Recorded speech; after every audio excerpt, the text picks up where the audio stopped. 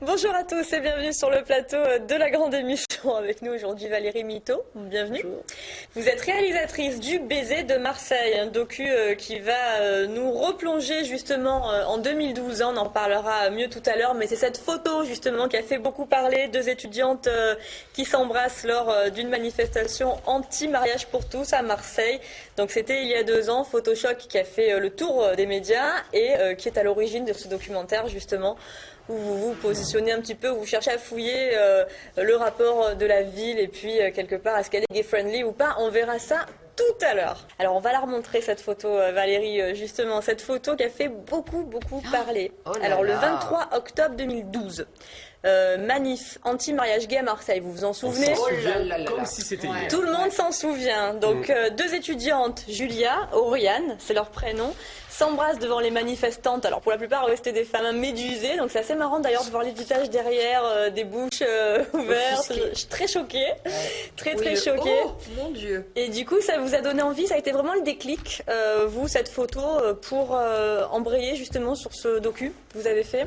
C'est la société de production Film de Force Majeure en fait qui a identifié que cette photo était forte très vite. Et quelques jours plus tard, parce que la photo a circulé très rapidement, et quelques jours plus tard en fait, on s'était rencontrés un peu de temps avant. Ils m'ont demandé si je pensais que sur la base de cette photo, on pouvait penser un film, quoi. Ah bah oui. Et voilà. Et, vous avez été partante tout de suite, j'imagine? Oui, assez vite. Bon, après, il fallait voir comment ça pouvait se construire. Comment articuler tout ça, oui. Si on pouvait suivre ces 2 jeunes femmes ou plutôt faire différemment, etc. Comment? Quel angle, en fait Oui, voilà comment on s'y prenait. Parce que vous êtes journaliste à la base, vous, hein, si je dis pas de bêtises? J'ai été journaliste pendant une dizaine d'années. Vous avez été journaliste? Je suis documentariste. Maintenant, aujourd'hui, oui.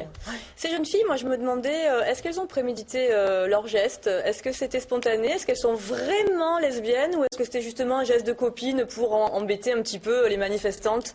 Oui, c'était vraiment une provocation. Elles sont pas elles-mêmes homosexuelles. D'accord. Elles l'ont dit très vite. Elles l'ont dit. Elles ont fait des plateaux télé à Paris très vite. Elles ont.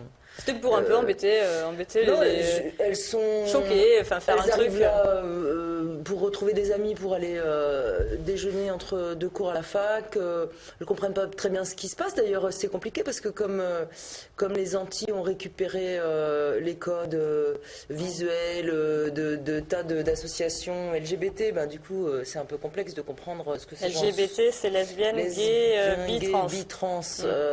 Donc, ils ont récupéré ces codes, le rose. Etc. Donc, comme ça, immédiatement, c'est pas très simple de comprendre ce qui se passe. Elles interrogent les gens sur place et elles décident de faire ça très instinctivement parce que je pense que pour montrer leur mécontentement finalement face à cette manifestation. Ce qui est formidable, c'est d'avoir l'audace de faire ça parce qu'il faut quand même le faire. 2, ça veut dire que c'est vraiment une génération pour laquelle l'homosexualité, c'est pas une question. Et 3, il y a quelque chose de très intéressant, c'est qu'en fait, ces gens manifestent en disant non, nous ne sommes pas homophobes, nous pensons aux enfants, etc.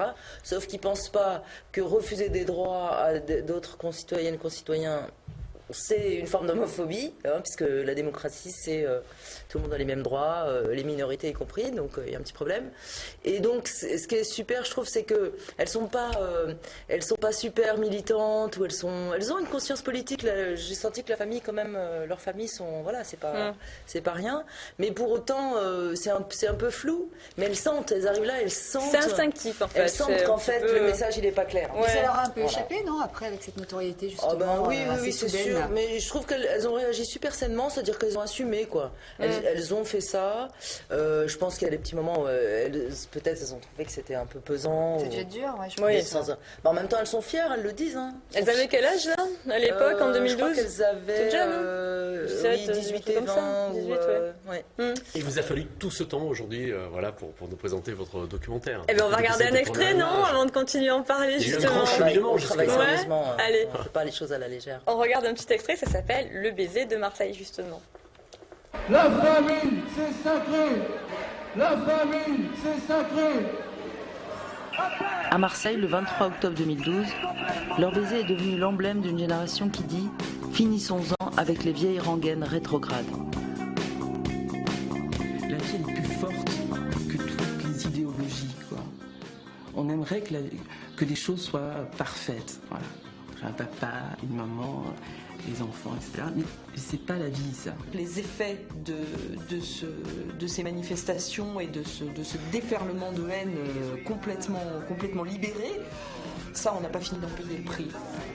Bah, franchement, elle fait pas trop ressentir l'amour, ces photos. 2013, c'est l'année du mariage pour tous, et dans le rapport sur l'homophobie, ça se ressent puisqu'on a à peu près 30% de témoignages en plus par rapport à l'année dernière. Nous serions allés jusqu'à accepter l'expression union civile. Mais le mot mariage contrarie énormément les Françaises et les Français. Alors beaucoup de personnes qui interviennent, dont le maire de Marseille, Jean-Claude Gaudin, qui a accepté de répondre à vos questions. Civile, oui. C'est ça. Alors là, quelle est votre question? Non, pas du tout. Parce que vous lui avez posé justement la question. Alors là, on voit qu'une petite partie. Moi, j'en ai vu un petit peu plus. Vous lui demandez à Jean-Claude Gaudin, finalement, si Marseille est suffisamment gay-friendly. Alors, ça veut dire, en gros, s'il y a suffisamment de lieux, par exemple, affichés gays, pour accueillir la communauté gay. Oui, il a du mal, d'ailleurs, à trouver le mot friendly.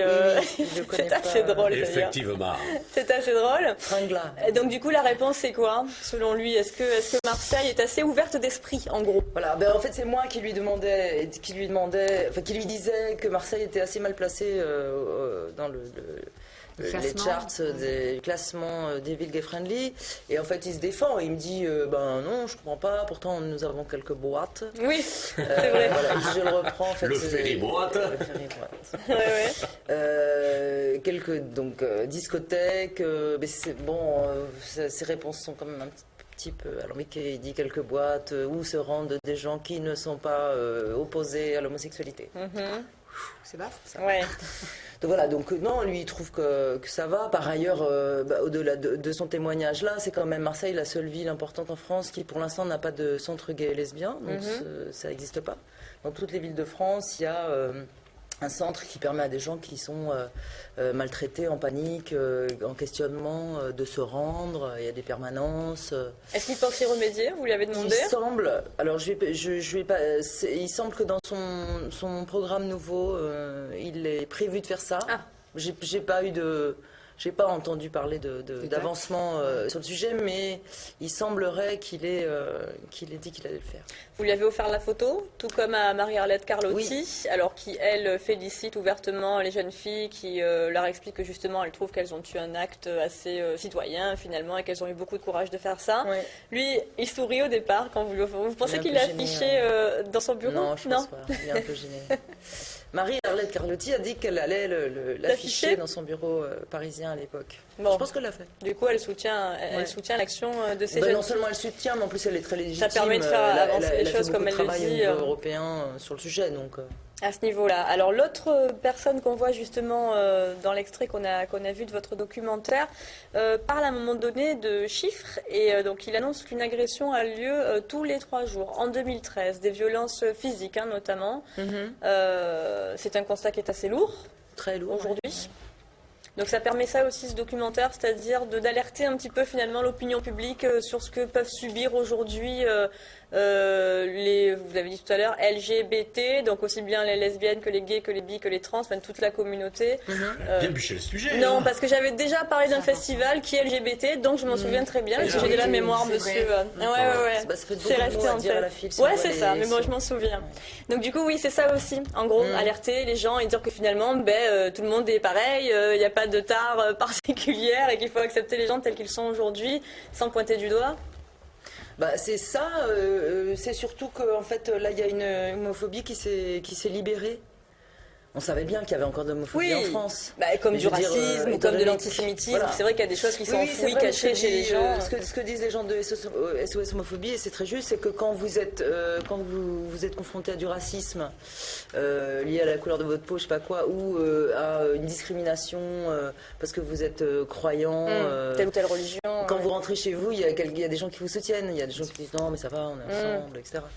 Le problème, c'est que, en tout cas, les jeunes homosexuels, souvent, comme le dit une personne d'associatif, d'une association dans le film, vous rentrez chez vous et en fait c'est encore pire, vous êtes exclu à l'école et exclu chez vous, etc. Et donc il y a des gens qui se retrouvent à la rue. Et ça peut aller très mal. Surtout, ce que je voulais dire, c'est qu'en fait, cette parole, cette homophobie qui s'est libérée et qui s'est étalée publiquement, alors qu'en France on a des lois anti-homophobie. Des gens qui défilent avec des pancartes la France a besoin d'enfants, pas d'homosexuels. Je sais pas ce que c'est que d'autre que de l'homophobie, quoi. Voilà. Et ça s'est affiché assez tranquillement, finalement. Il y a eu quelques protestations, mais je pense que le monde LGBT, avec une envie, c'était que la loi passe le plus vite possible pour en finir, etc. Mais ce qui est vraiment dur, c'est que le mal, il a été fait, en fait. Il a été fait. Donc, il va y avoir tout un travail de terrain il va falloir vraiment retourner sur le terrain du travail contre l'homophobie, parce que là, elle s'est affichée d'une façon tellement criante que, bah oui, du coup, on n'est plus légitime aujourd'hui à recommencer. Mais heureusement qu'elle n'est pas représentative aussi de toute la population. Oui, mais je veux dire, quand il y a une brutalité comme ça qui se libère, qui est autorisée, ça fait énormément de mal, quoi. Ça fait de mal. Il y a 100 000 enfants aujourd'hui en France qui vivent dans des familles homoparentales, à qui tout d'un coup on dit mais qu'est-ce que vous faites là, vous n'êtes pas légitime, mais non, tu n'es pas heureux puisque tu n'as pas un papa, une maman, ou je ne sais quoi, etc. Alors que l'enfant, il vit parfaitement bien depuis des années, etc. C'est assez violent. Pour découvrir justement l'intégralité de ce documentaire, Valérie, est-ce que vous avez souligné justement au travers de cette réalisation, c'est demain, jeudi 16 octobre à 20h, au cinéma Les Variétés, dans le cadre de The Festival, qui est un festival justement LGBT. Voilà, aussi, le monde est bien fait. Il y a encore une personne qui ne sait pas ce que ça veut dire LGBT. Ici, je pense qu'il y a un petit problème. Voilà. Merci beaucoup Valérie.